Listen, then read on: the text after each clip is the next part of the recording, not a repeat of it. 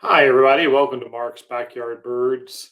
You may have seen or read or heard in the news lately that there are going to be a lot of changes coming to bird names. And this has certainly prompted an interest and lots of questions about the naming of birds and why in the world are we going to have to relearn a bunch of bird names. So I thought it'd be a good program, and I would cover that and a little bit of kind of the history of it and who does it and kind of my thoughts on the topic. So, first off, who names birds? That's a really good place to start. A group of experts in the field that known as the American Ornithological Society is responsible for naming the birds of the Americas and Canada, not Central America, and not, of course, in other parts of the world. But in our area, the American Ornithological Society is the group of people who do that. And they have changed names over the years. If you've been a bird watcher for any length of time, you're certainly familiar with some name changes out there. One of the one that happened a few years ago, they changed the name of this bird from green-backed heron to green heron. Someone believed that it was a better fit for a name. They wrote a proposal, it was submitted, and the American Ornithological Society reviewed it and its merits and made that change. And that's one that's called, this has been many years ago. And so if you have a really old field guide, you still may see it referred to as a green-backed heron in your older field guides. The other, but that's one that is more descriptive in nature. Another prime example is this bird, the American Kestrel. Now, the American Kestrel is used to be known as the sparrowhawk, which is more than one thing wrong with that name. One, it isn't a hawk; it's a falcon. So the common names often lead to confusion. So, a few years ago, the American Ornithological Society made a concerted effort to bring in alignment with bird names in this country with the old world, as we call it, the new world and the old world being Europe and Asia, and this country. And in the old world, they've had this bird named the Eurasian kestrel for many, many years. And it looks a lot like the American kestrel. They're very similar features, and they're both falcons. And so the name changed to from sparrowhawk to American kestrel. And that's getting in line with the other parts of the world, making birds that look the same or are physiologically the same in the same names. There's others in that group. The northern harriers used to be called marsh hawks. Now we aligned them with the harriers from the old world and with their names. So those kind of name changes are not uncommon, and they have happened over a period of time. But more recently, what has caused this new push for name changes? It was actually centered around this bird. This bird was known as the McCown's longspur, and it is a grassland bird of the western U.S., especially northwestern U.S. Recently, the American Ornithological Society renamed this bird the thick-billed longspur. So it is a longspur. It's grouped in with other longspurs like Smith's longspur, chestnut collared longspur, Lapland longspurs. There are others in that group. But why did they change that name? Well, it had to do with the person McCown, who it was named for. Had He was actually a Confederate general, and it is part of this movement to get names away from people who could possibly have negative impact on people.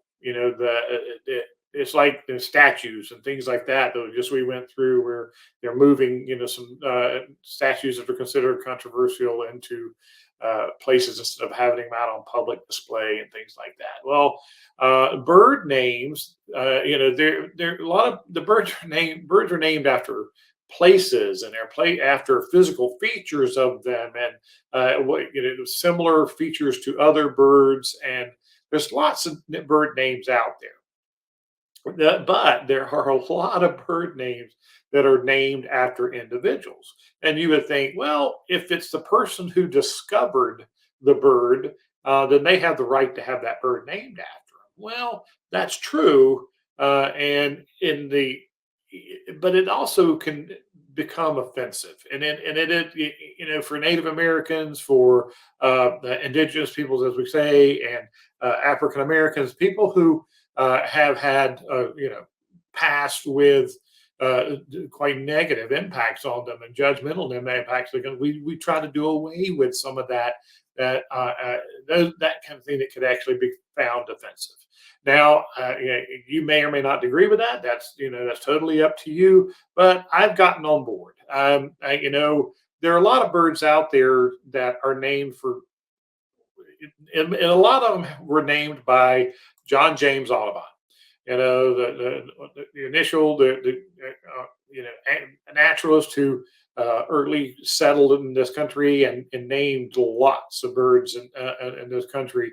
And he did like he did. He named the birds sometimes after the region, or a physical feature, but a lot of times he did named them for a friend, who had nothing to do with the finding of the bird, and that kind of thing. And so those kind of names don't really make sense as far as the scientific community. But remember, birds have common names and they have scientific names. That's called binomial nomenclature. They have a genus and a species name, and that is concrete around the world. So no matter whether you call a bird northern cardinal, a red bird, whatever you want to call it, it still has a scientific name, Cardinalis cardinalis. So it is that same bird. But the common names are different in different parts of the world. They can be, but since that scientific name is the same, then it holds up, and you know which bird is being talked about if you use that scientific name that is given. So who are these people? I mean, things like, birds that you can look forward to, or looks like they're going to be changing. The number that I've heard or read, there are 153 bird names that are named after individuals. And about 70 or 80 of those are in the initial evaluation process by the American Ornithological Community's subcommittee that they've been assigned to this.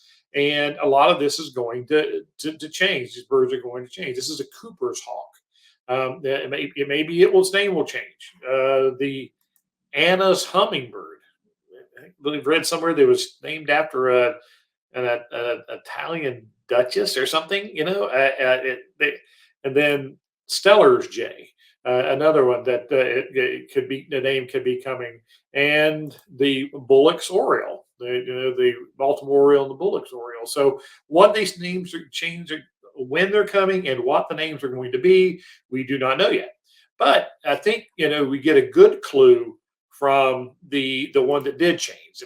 Back to the McCown's longspur. Here it is. Here they changed it from being named for a person to a descriptive feature of the bird by naming it the thick-billed longspur. So I think that's the kind of changes that we're going to be seeing. I think we're going to, western, northern, and things like thick-billed or long-tailed, or names like that. I think that, and it's not going to happen all at once. It's going to be over time, these birds' names are going to change, and we'll get used to it. If you're a bird watcher, and your field guides have been updated many times over the years, so some of the birds have been rearranged. Now the jays, the vireos are by the jays instead of down with the warblers, and there's lots of that that's happened over the years, and it continues to evolve because the more we learn, the more genetic work that comes in. We learn about species, but then this is just another step in the process. We want to be all inclusive. and birding and bird watching. So that is why bird names change. There's scientific reasons, but this time it will have a lot to do with just political correctness. Don't want to offend people. So great idea for a program. That's not a typical Mark's Backyard Birds, but it's one we getting questions about. And we had a lot of discussion of it yesterday on our bird hike. And so I thought I would address that. So thanks for tuning in. Give us a like, give us a share. If you're on YouTube, please subscribe, ring that bell to know when I'm going to be on next. Have a good day.